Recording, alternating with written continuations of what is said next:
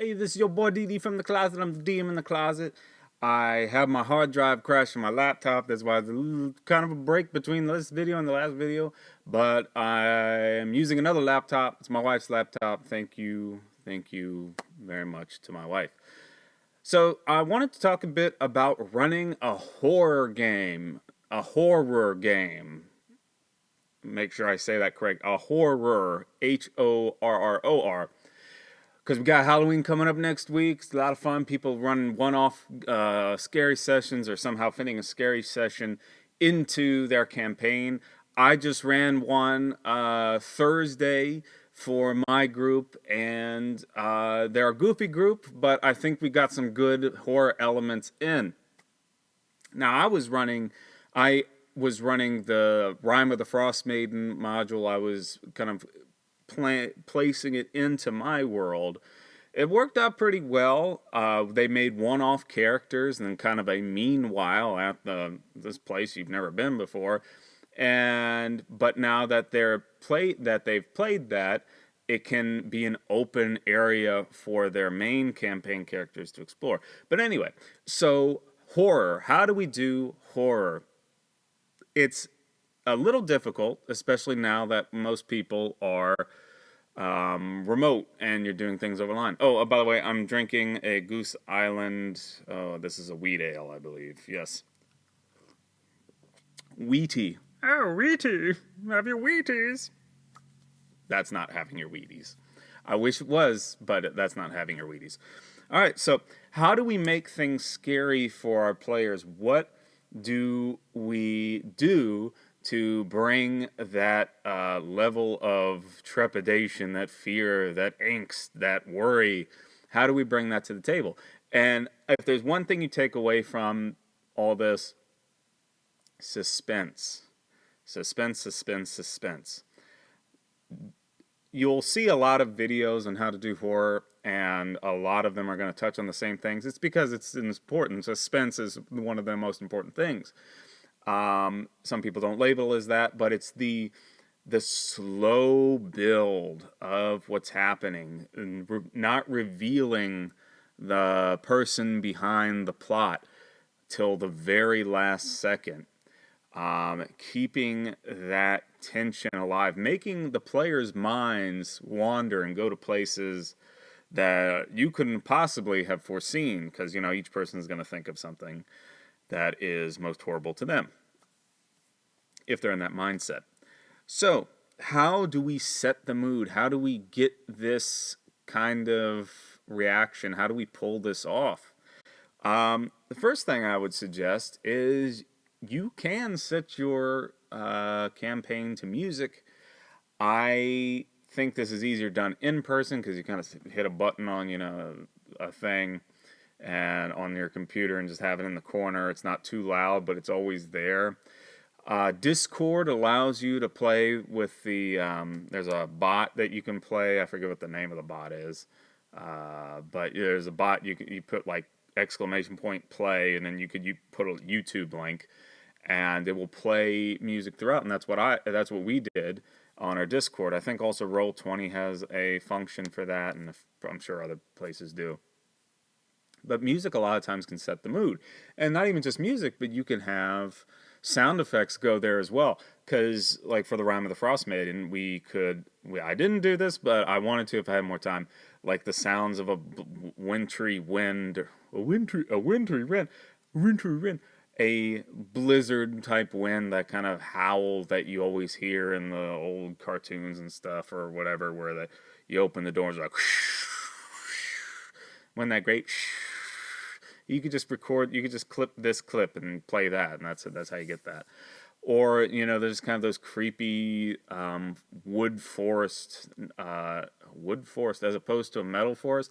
Those like nighttime forest sounds, the hooting of owls, the crunching of sticks, who's out there in the darkness. So yeah, you can set the mood. And speaking of darkness, you play with darkness almost literally. If you're in person, if you're lucky enough to be able to do an in-person session during all this, you can, maybe you turn out the lights shutter the windows, light a few candles, and that's what you're playing by. And that will help kind of set an interesting mood for the table. If you're playing online, I know Roll20, you can, if you pay for the advanced subscription, it's only like $4 a month or something like that. You can deal with, different toggles on the lighting and how that works and what they can see, and so you can limit their field of vision on their tokens' field of vision. So on the maps, you can get a kind of that darkness and that claustrophobic kind of feel. Another thing, and these are like all kind of gimmicky, but I feel like no one else is talking about the gimmicky things you can do. They're all talking about like plot things, which we'll get to. We'll get to the things you put in your plot, but I'm gonna get the gimmicks out of the way first. Gimmicks, like you can serve them bad beer. The horror. This isn't bad. I was just saying. The horror. Goose Island is pretty solid. I will say they're pretty solid. That's why I picked it up. It was a sampler pack. It was called the Flight Pack. The cans are kind of ugly, but the beer's good. So anyway. But yes, gimmicks. Another one that you could use is voice alteration. There are apps on your phone, or apps you can get on your phone that then don't just come preloaded. That'd be kind of weird if you had a voice alteration app preloaded on your iPhone or Android or something like that. You see, I asked Apple and Android. How fair of me to do that. Anyway, so there's these apps you can download. Some of them will voice change live as you're speaking, which obviously would be the easiest thing to do. But then there's others where you can pre-record and you can select and you can get exactly what you want. So, like, you could do a robot voice or a devil voice where it's just like, that kind of stuff. But it's still you can still understand what's being said. So those are fun things to do with, and it catches your player off guard because they're like, whoa, who's that? Especially if you're online. If they see you playing it on your phone, it's like, obviously, okay, yeah, so-and-so. But people are caught off guard more online, especially if you aren't doing webcam. And that's an interesting thing. Do people enjoy doing webcam? I am kind of on the fence about webcam. Especially like on Roll20, that's what we use, Roll20, obviously. In order to see each other, you basically have to take up half the screen, unless you're playing on a huge screen, but I play like on a 13-inch laptop, so that's what we're doing. Anyway, yeah, so voice alteration, that's something else. Timed events, that's another kind of gimmicky thing we could do. So one of the scariest things in life is thinking you're out of time. It's stressful, scary, but it's a useful tactic to use in your DM arsenal, because you can say, okay, you have 1 minute. The poison gas is filling the room. You got 1 minute. Ah! And then they're like, oh shit, and it's literally 1 minute counting down. So they can't even they can't even joke around or mess around. And this is when I get my players to pay attention the most. And I don't mind jokers. We're a jovial bunch. That's fine with me. I love, if they're having a good time, I'm having a good time. But yeah, when I want them to like feel the tension, the timer is the way to go. So it could either be traps, it could be they have 1 minute to save so-and-so. They have 1 minute to sprint across town. They have 1 minute to put out that fire, something like that. And doing that gives that sense of urgency, and it also ups the chance that something's going to go wrong, which is horror in itself. Which I feel like a lot of good horror is that when things do go wrong and the players have to deal with it, and you can force it to go wrong, or you could just put them in circumstances where it's pretty likely to go wrong. But there's different things we can do, and so timed events. So that was a little about the gimmicky stuff you can do. Let's talk about the actual plot or quests or however we do it. So for this past quest we did, this one-off, It started in 10 towns in the town of East Haven. Now, what I did was and spoilers. Take a drink of beer. Here's a spoiler.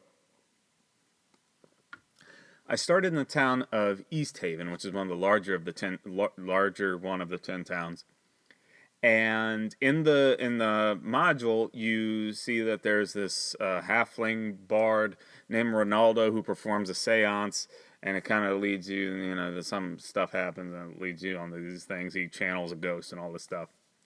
So what I did was I had all the players write me a backstory, or they created a character, level 1. And I'll get back to that level 1. And then they sent me just a few lines about the characters, because obviously it's a one-off, so they're not going to spend too much time in it. And then I wrote them back telling them the general information they know about their surroundings, and then what their character specifically knows. So we didn't have to spend a lot of time explaining things at the beginning, because that's one of my pet peeves, is having to explain a whole bunch of stuff in the beginning, especially if it's not the first time I've explained the exact same information. Anyway, so they were all in this tavern, and unknowns to each other, they were all here to kind of see this bard perform this seance. And one of the players was actually the owner of the bar, and so he just happened to make a character he wanted to be like Ted Danson and Cheers. I'm like, sure, and so I made a bar around him. So this seance happens, and also in East Haven, there's a public execution of a murderer who's also a wizard, the Red Wizard Dazan, and one of my characters is playing like a blood hunter, which I think is a Critical Role homebrew thing. I can't remember. I don't watch Critical Role, not because I don't like it, just because I don't have a lot of time to watch Critical Role. But I know people do, and one of them made this blood hunter character, who I hear is from Critical Role, that class. And so I made him the one who captured this wizard, and so he's in the bar, kind of drinking, like waiting for the deed to be done. And the wizard's executed, then Ronaldo does a seance. The white lady of the lake comes, channels him, gives them a little bit of information that ties actually this little thing into our main plot. And so that's kind of all I wanted to do for the tie. And so she gives this one off, and then all of a sudden she's like, wait, who are you? Who are you? Wait, wah! And she screams. And all of a sudden, Ronaldo's possessed by someone else. The room goes dark. And you hear screams, you hear tables fly over. And then it was funny because I was like, then you hear the door open, and one person's like, but so-and-so's by the door. How would they get past him? And I'm like, literally one of the players is playing the bouncer at this tavern. So I was like, okay, well, give me a strength check. And then she made it. And so I was like, okay, you get shanked. Are you happy you get shanked? So this player is getting stabbed, falls to the ground, and getting stabbed at level 1 is, pretty significant. Door flies open, someone runs out into the night.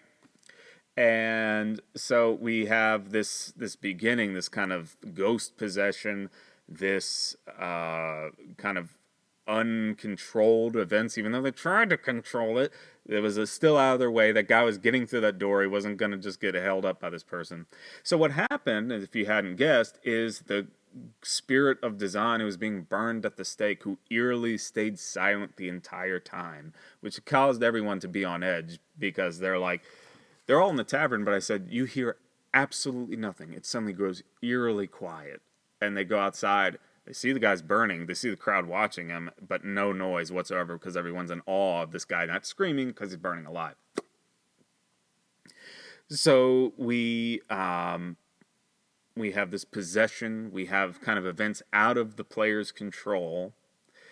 It grabs them all. We've tied them all there for one reason: to watch this bard. Oh, the bard dies. He bleeds out his eyes and all. It was a very gory death. His eye bleed and all this stuff. Examining the body's internal hemorrhaging.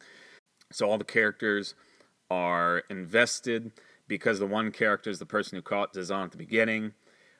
He is almost immediately invested into recapturing his ghost. the captain of the guard comes up and is like, I don't have we need to keep the town calm. You need to go after him. And so then what I did was I have them follow the tracks to the inverted spire, the upside down spire, however you want to say it. More spoilers. Of the Netherese city, the spire that collapsed and is now upside down. They have to go through it upside down. But anyway, so this beginning where you invest all of the players in this one horrific event, you have to start off with a bang. And because I decided to use Ghost, you still don't see it. Possession, you're still not seeing the ghost. And I made the darkness happen because I didn't even want to have them see the person they were possessing, really.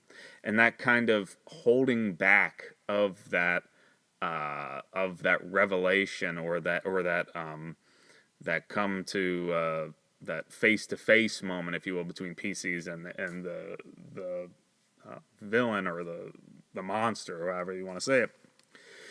And now let me jump back to this level 1 thing.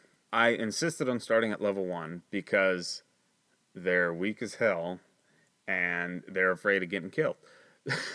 So I love starting level 1 horror one-offs at level 1 because they're not sure of themselves, low hit points, very adverse to just charging in and killing, and well, I'm going to handle it with my sword.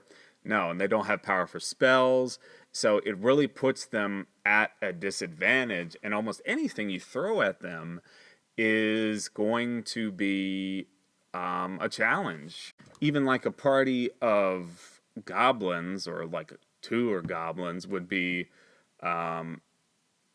could prove fatal to some of the party. Now, granted, we have 7 people in our group, so I mean, even 7 level 1 players, they get 7 hits in a round. So I mean, most monsters are knocked out quick.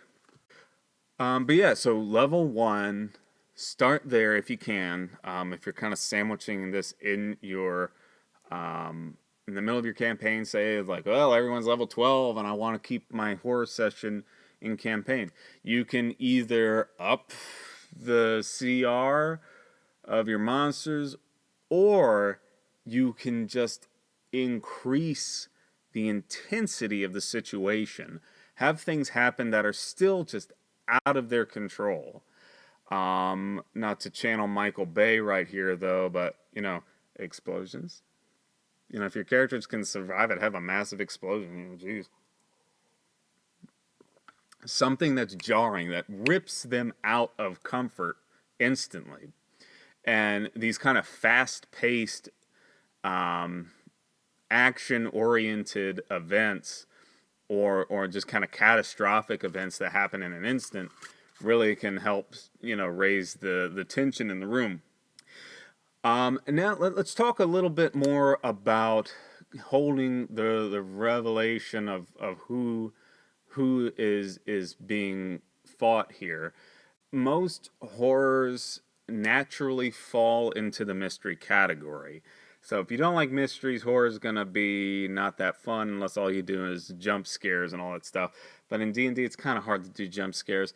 So really, when it comes to horror, it's about the mystery, it's about the intrigue, it's about the slow revelation. And that's, I think, is what you're going to get the most of in your tabletop RPGs or online. Because like a horror video game, they can do the jump scares still to you. It's like flash on the screen. It's hard to do that in D&D. Unless all of a sudden I throw this at you and you throw a token across the table and hit someone in the eye. Ooh, scary. No. But horrors for tabletops, I think, naturally fall into the mystery category. Some think people have to discover information as you go. It doesn't have to be a hard mystery. It's just as they progress, they understand things more about what's happening. I think one of the perfect examples of this is Amnesia: Dark Descent, the first one. Second one was okay. Machine for Pigs was okay. But the first one, that kind of slow revelation that Daniel is, he doesn't know what he said, but he finds these letters that he wrote. about how they went through all these experiments and started killing people, and then all of a sudden this kind of horror of what he's done, and then to the final revelation of the monster. And the monster is always kind of in shadow and all this stuff until like the very end. So that I think is one of kind of the most, in my hand, the most pristine examples of that mystery, that slow revelation. Not to say that all your characters get amnesia and all that stuff. I mean, that could be fun. You can run an amnesia campaign. Why not? Yeah, it would be kind of fun. It'd be a lot of work, but it could be fun. And you'd have to. Yeah, it's a lot of work. Anyway, so that slow build, that slow revelation. Hold your cards close to your chest until you absolutely have to play them. Also, when in horror, when you're running combat in 5, it takes you out of the moment. It's hard to be engrossed in the story when you're dealing with combat.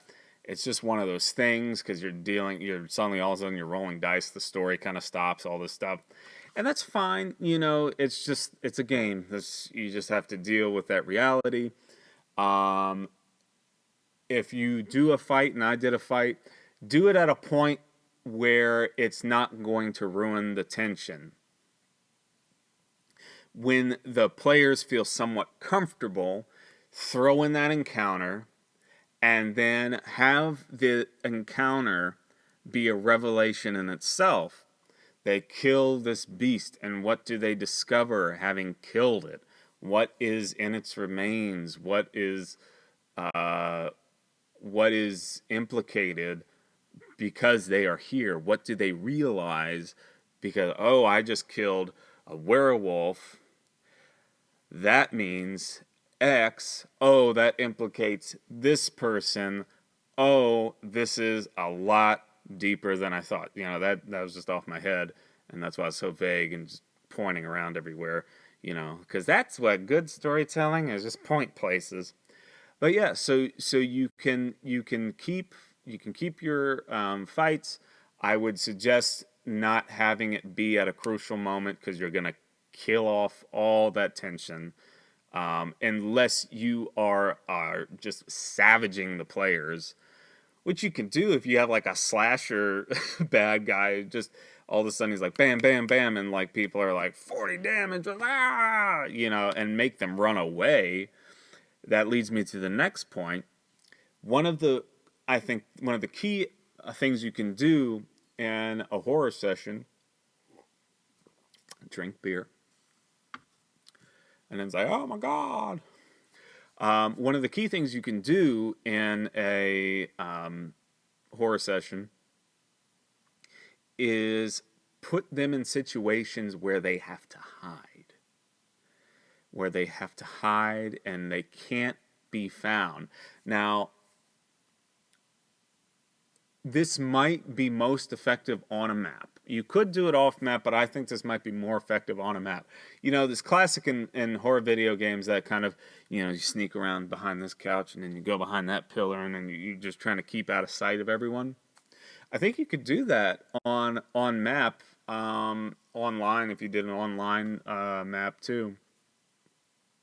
If you had an initiative order and the player just essentially had to sneak, and you had to make it clear from the get-go that if they get spotted and attacked, it's going to be brutal.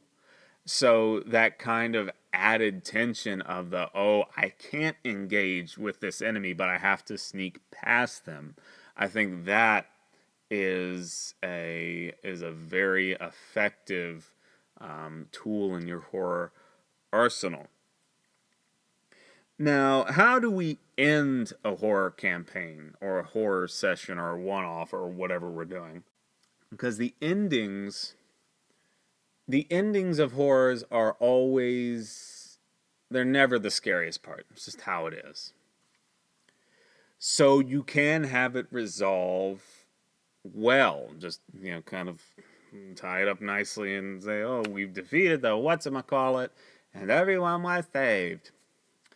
But if you're doing a one-off, maybe everyone gets slaughtered at the end. Maybe everyone gets trapped in an eternal tomb or something like that. But yeah, so killing off on a one-off situation, that can always be an option. You can have also, without killing them, you can have them forever changed. Maybe they have an alignment change. Maybe they lose patronage of something. Maybe they get kicked out of an order because of what they've done. Maybe they've been marked and they have all of a sudden to deal with being marked for the rest of their adventure. And marked by who? So I always like to, the beginning of a horror campaign, you gotta get them in fast. You gotta get that horror level up. The middle is kind of that investigatory. Is that a word, investigatory? Sure. That an investigator stage, that build up of tension. There's the denouement, or the climax, where they're confronting whatever monster it is. And then there's the ending, where we decide what happens to these characters. And I would suggest always have something drastic happen, and not for the good. If but it doesn't have to be terrible. Also, so let's talk about some techniques. So we talked about gimmicks, we talked about plot things you do. Let's talk about some other, like some storytelling techniques. Always slow down your voice and maybe pose it as a question, but perhaps, no, wait, but it is. Something like that. And especially if you're doing online and all they hear is your voice, and if they have headphones on, that's that slow cadence. It helps also helps also you think of what you're gonna say. That inference, as though the character isn't sure. Did they just see something move over there? Was this door locked? And all things like that. And when you do things like that, that it kind of it can make everyone second guess everything, and it can slowly slow down, like really badly slow down things. But I think it's a technique worth using. And other things you can do: make sure you don't stop in the middle of a description of something spooky or whatever.